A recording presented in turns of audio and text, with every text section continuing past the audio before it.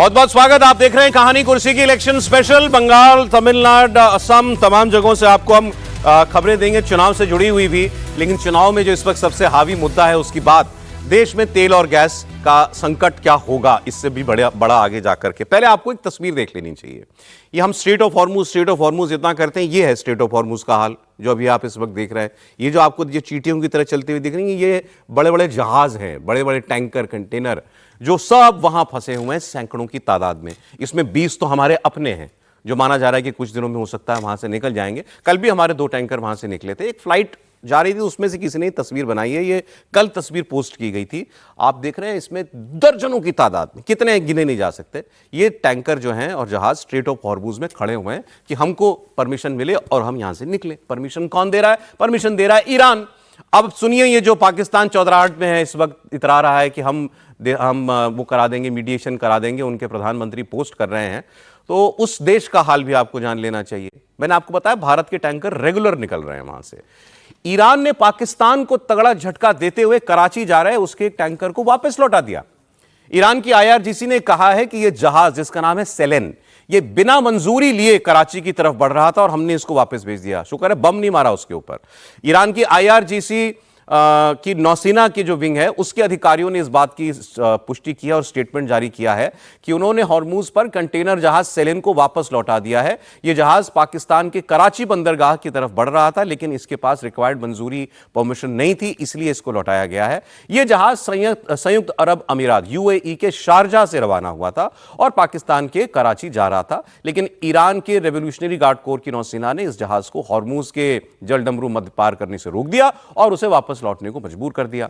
IRGC के commander Ali रेजा तंगसीरी के मुताबिक जहाज के पास स्ट्रेट ऑफ हॉर्मुज से गुजरने की कानूनी अनुमति नहीं थी और उसने प्रोटोकॉल का पालन नहीं किया था।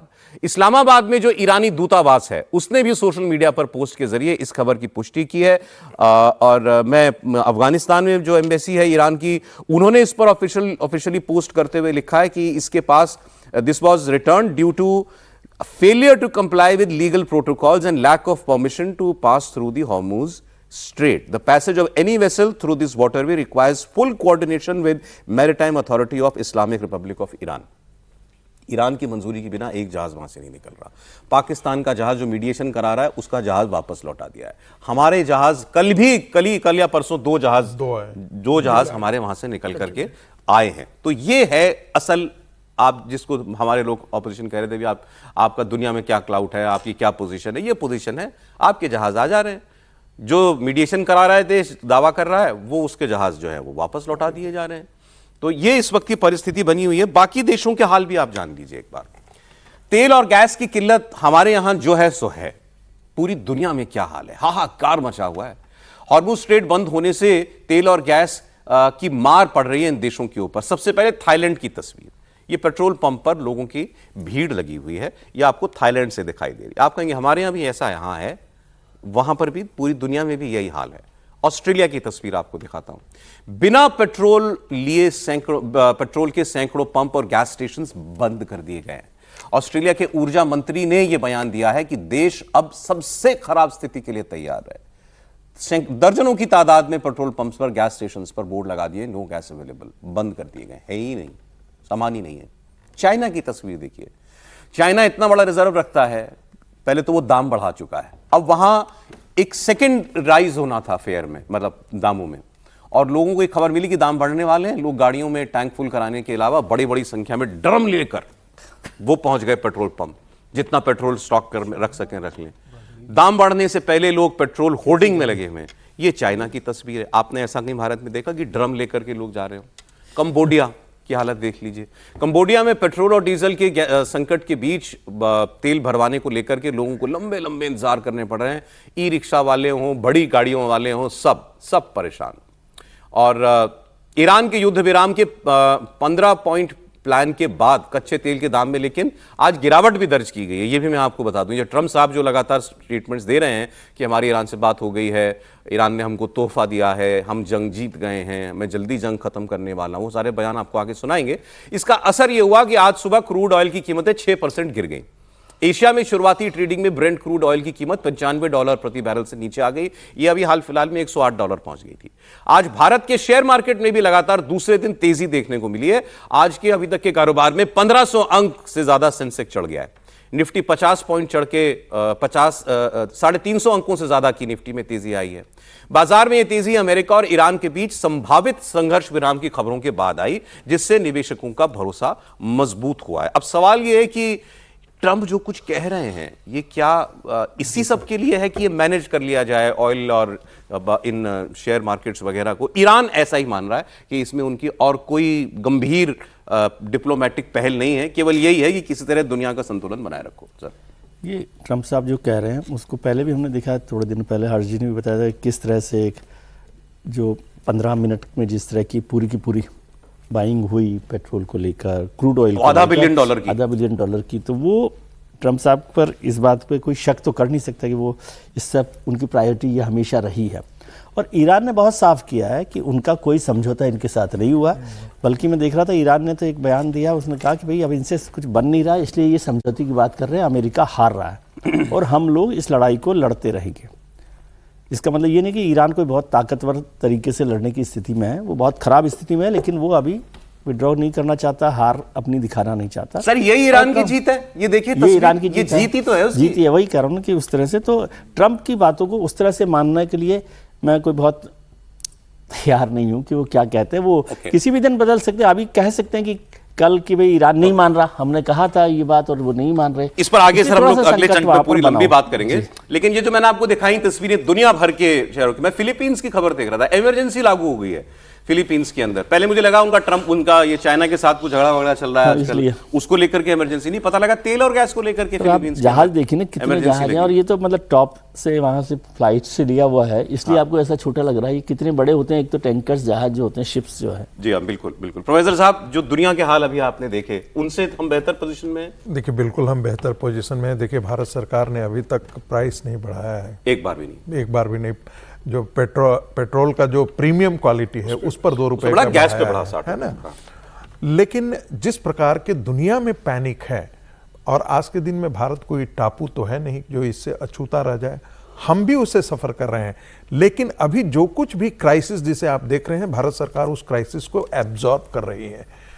ठीक है कि नहीं? कांग्रेस की तरह नहीं, जैसा कि हम लोग जिक्र कर रहे थे कि भाई कांग्रेस जो है वो अपना जो है वो आने वाली सरकारों के लिए छोड़ दिया और ऑयल बॉन्ड जारी कर दिया। इस प्रकार की कोई चीजें भारत सरकार अभी नहीं कर रही है, खास करके। दूसरी बात, ये एक संकट है, इसमें कोई दो राय नहीं, शॉर्टेज है। सब कोई, पूरी दुनिया जान रही है कि जो जहाज प्रतिदिन हमारे यहाँ आते थे, आज के दिन में सप्ताह में 2 जहाज आ रहे हैं, सप्ताह में 3 जहाज आ रहे हैं। इस प्रकार की स्थिति है, तो कमी तो जरूर होगी इसमें। लेकिन देश को ये निपटने का इससे एक ही है कि हम सब मिल करके, जब जिसे हम कहते हैं ना कि हम देखें कि हमारा एक नागरिक के नाते क्या दायित्व है। यदि हम 2 कार चला रहे हैं तो कल हम 1 कार का भी यूज कर सकते हैं, घर में है, पब्लिक ट्रांसपोर्ट का है। ये हम लोगों ने पहले भी देखा है, जब पोल्यूशन हो जाता था उस समय भी इस प्रकार की चीजें आती थी, वो करते थे, और पूरी दुनिया इस पर इस ओर ध्यान दे रही है। ऐसे में भारत के सामने जो ये आपदा ही कहते हैं, विपक्ष के से सवाल है, क्या इसमें आप राजनीतिक अवसर ढूंढने की तलाश कर रहे हैं? नहीं, ये मजेदार बताता हूँ। ये पहले क्या कहा कांग्रेस ने, कहा कि आप दुनिया में पोजीशन क्या आपकी ईरान वॉर को लेकर के, ये बताइए। आज उसने कहा, माफ कीजिएगा, संजय राउत जी ने कहा कि हम ट्रंप बेवकूफ बना रहे हैं मोदी जी को, ट्रंप से बात करके क्या फायदा है। कल जब ये बातचीत हुई मोदी और ट्रंप की, उसके बाद प्राइम मिनिस्टर ने पोस्ट किया, उसको लेकर के पवन खेड़ा साहब ने उसको कोट करते हुए सवाल पूछा है। जब मोदी जी ने कहा कि हमारी स्ट्रेट ऑफ हॉर्मुज पे बात हुई है, तो पवन खेड़ा कह रहे हैं लेकिन ये तो बताइए कि स्ट्रेट ऑफ हॉर्मुज खुलवाएगा कौन? ये पूछा है सवाल। अच्छा, ये क्या ये बालमन का सवाल है या बौद्धिक विलासिता है इसमें, या आप अपनी अज्ञानता का परिचय दे रहे हैं? बार बार पूरी दुनिया जिस बात से वाकिफ है और आपको लगता है कि नहीं वाकिफ है, तो आपको पता नहीं किस कैटेगरी में रखा जाना चाहिए। आप वाग विलास के लिए ऐसी बात कर रहे हैं या नरेंद्र मोदी को कटघरे में खड़ा करने के लिए कोशिश कर रहे हैं?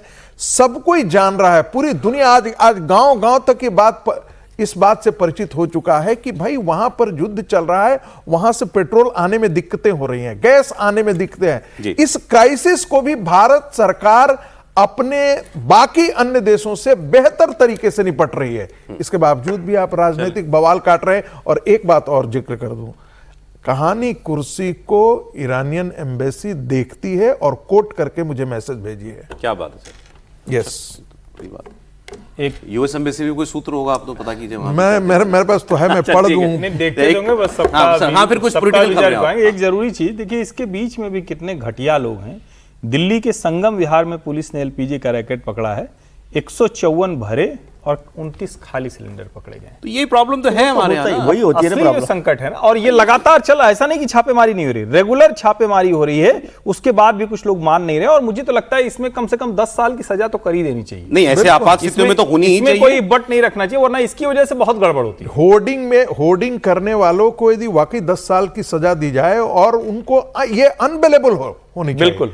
ऐसी स्थिति यदि भारत सरकार कर दे, मुझे पता नहीं है कि कानून इस प्रकार से तुरंत लागू किया जा सकता है नहीं, यदि ऐसा हो जाता है तो मुझे लगता है जल्दी से कुछ पॉलिटिकल खबरें मैं आपको बता दूं, क्योंकि चुनाव की बात भी करनी जरूरी है।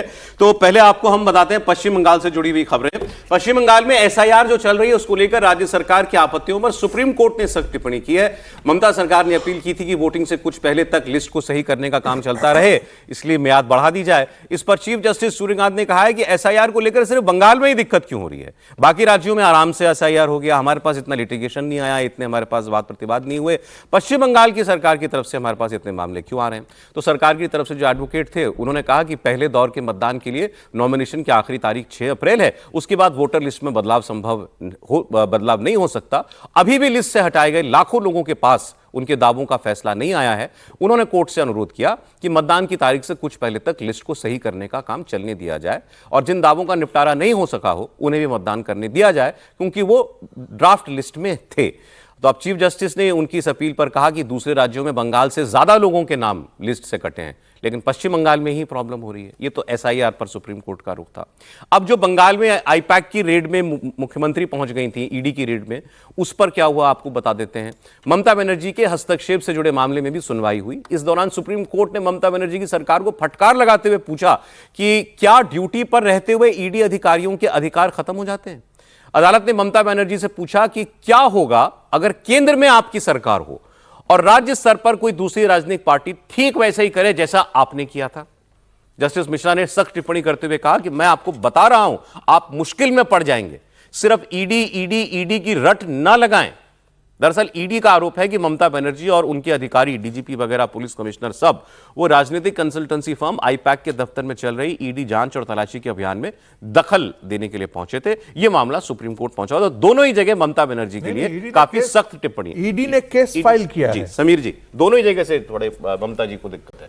निश्चित रूप से। और आईपैक को लेकर जिस तरीके से ममता बनर्जी ने व्यवहार किया था कि ईडी के अधिकारियों को धमकाया था, सारे डॉक्यूमेंट साथ में लेकर गई थी, और उसके बाद जिस तरीके से ईडी ने सुप्रीम कोर्ट के अंदर कहा है, और उसके बाद भी सुप्रीम कोर्ट का जो ऑब्जर्वेशन लगातार इसके ऊपर सुनवाई करते हुए आ रहे थे, ये लग रहा था कि सुप्रीम कोर्ट इससे बहुत खुश रही है। और सुप्रीम कोर्ट इस बात को मान के चल रहा है कि भाई राज्य के मुख्यमंत्री को इस तरीके से एक केंद्र की एजेंसी में दखल देने का अधिकार नहीं है, और उन्होंने एक अपने पद का गलत इस्तेमाल किया है। आज जो सुप्रीम कोर्ट ने, कल जो सुप्रीम कोर्ट ने कहा है कि भाई एक मुख्यमंत्री के रहते आपने किया, सपोज केंद्र में आपकी सरकार होती और राज्य की सरकार में इस तरह से व्यवहार होता तो आप क्या करते। और जो वकील थे मतलब ममता बनर्जी की तरफ से और आईपैक की तरफ से, उनको बहुत बड़ी फटकार भी कर लगाई है सुप्रीम कोर्ट ने। और मुझे लग रहा है कि सुप्रीम कोर्ट में इसका रुख बहुत साफ है कि ममता बनर्जी ने यह करके अपने पद का दुरुपयोग किया है। नहीं, बट एक्शन क्या होगा? नहीं होगा, सुप्रीम कोर्ट में सुनवाई चल रही है ना, सुप्रीम कोर्ट ने इस पर जजमेंट सुप्रीम कोर्ट देगा। अभी सुप्रीम कोर्ट में सुनवाई कर रहा है और मुझे लग रहा है इसके ऊपर बहुत मतलब मुझे लगता है कि ऐतिहासिक फैसला आएगा सुप्रीम कोर्ट का, क्योंकि ये इतिहास में ऐसा कभी नहीं हुआ कि किसी मुख्यमंत्री ने किसी सेंट्रल एजेंसी के साथ इस तरह से व्यवहार किया है। तो मुझे लगता है कि सुप्रीम कोर्ट जो जजमेंट देगा वो तमाम मुख्यमंत्रियों को, तमाम जनता के चुने हुए प्रतिनिधियों के लिए एक सबक होगा कि भविष्य में इस तरीके से बिल्कुल आना चाहिए। ऐसे कोई कर सकता है या नहीं कर सकता है। अच्छा, कोलकाता में एआईएमआईएम की चीफ असदुद्दीन ओवैसी और हुमायूं कबीर, जो टीएमसी से अलग होकर अलग पार्टी बना चुकी है, इनका गठबंधन हो गया।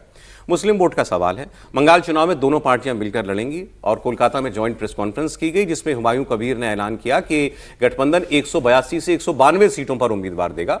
शाम आज 4 बजे सीटें भी बता दी जाएंगी और हुमायूं ने ओवैसी के साथ गठबंधन पर कहा कि लंबा चलेगा गठबंधन। ओवैसी साहब ने बोला मुस्लिम लीडरशिप उभरना बहुत जरूरी है। असदुद्दीन ओवैसी को सुन लीजिए।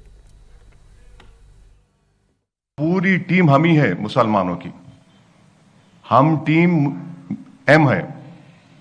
और ममता बनर्जी जब गुजरात जल रहा था किसके साथ बैठ के डोकला खा रहे थे?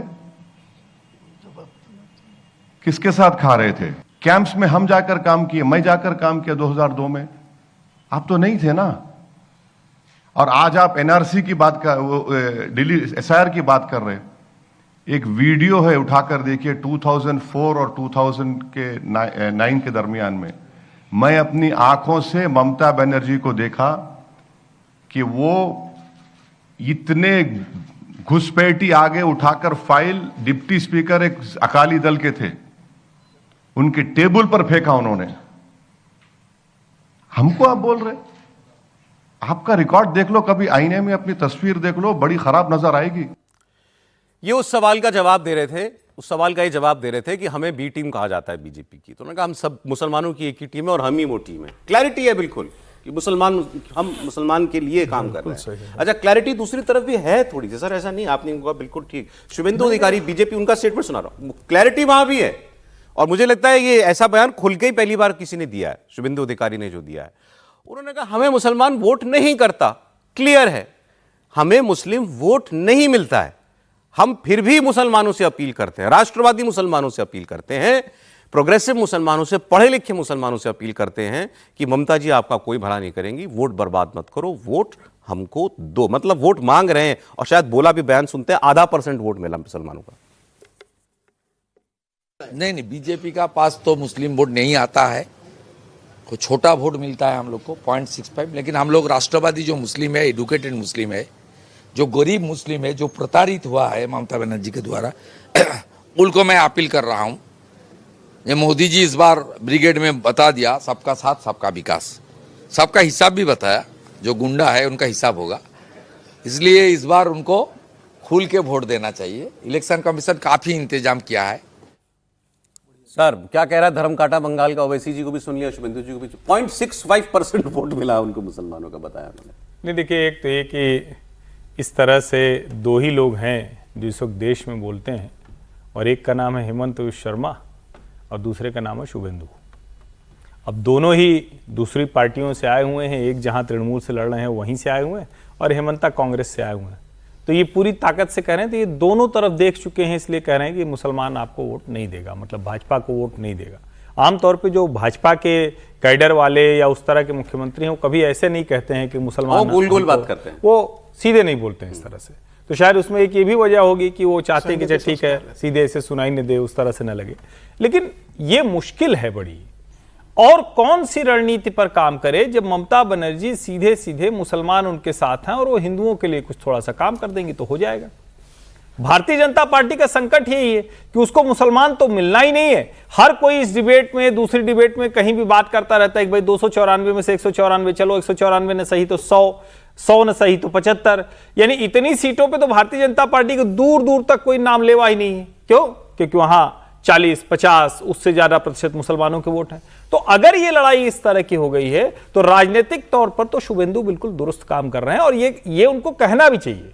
हां, ये जरूर मैं मानता हूं कि कोई ऐसी बात नहीं कहनी चाहिए जिससे जो लोकतांत्रिक संवैधानिक ढांचा है उस पर कोई चोट पहुंचती हुई दिखे। बाकी उनको लगता है जैसे दूसरे लोग कहते हैं कि ये हमको वोट देता है, ये नहीं देता है, तो वो भी वही काम कर रहे हैं। 30% आबादी माने हैं तो वो उनके मुताबिक शुभेंदु अधिकारी की वो 30% तो पूरा ही गया, हमें तो 70 में लड़ना है। समीर जी, निश्चित रूप से, और यही समस्या मतलब भारतीय जनता पार्टी के साथ लगातार है। 2014 का चुनाव, 2011 का चुनाव था, 2016 का, 2021 में भारतीय जनता पार्टी ने बहुत बेहतर वहां पर संगठन का काम किया था। उसके बाद भी ममता बनर्जी के साथ जिस तरीके से मुसलमान वोट एकजुट जुड़ा हुआ है, और ममता बनर्जी जिस तरीके से इस बात को समझती है किसी मुस्लिम वोट पर मैं सरकार में नहीं आ सकती हूँ, मुझे अगर बहुमत चाहिए 148 को 49 सीटें चाहिए तो मुझे हिंदी वोट भी लगेंगे, मतलब हिंदू लोगों के वोट भी लगेंगे। और उनकी जो योजना है, उन्होंने कई ऐसी योजनाएं, बेहतर योजना चलाई है जो हिंदू महिलाओं के लिए है, SC ST के लिए, वो जिस तरीके से काम कर रही है। सिर्फ मुसलमानों के वोट से नहीं आ सकती, और बीजेपी सिर्फ हिंदुओं के वोट से आ नहीं, सकती है। बिल्कुल आ सकती है, आप एक तरफ। थोड़ा बहुत शॉर्ट में सर। नहीं, भारतीय जनता पार्टी सिर्फ और सिर्फ हिंदुओं के ही वोट से आ सकती है। एक कहावत है ना, दुविधा में दोनों गए माया मिली न राम।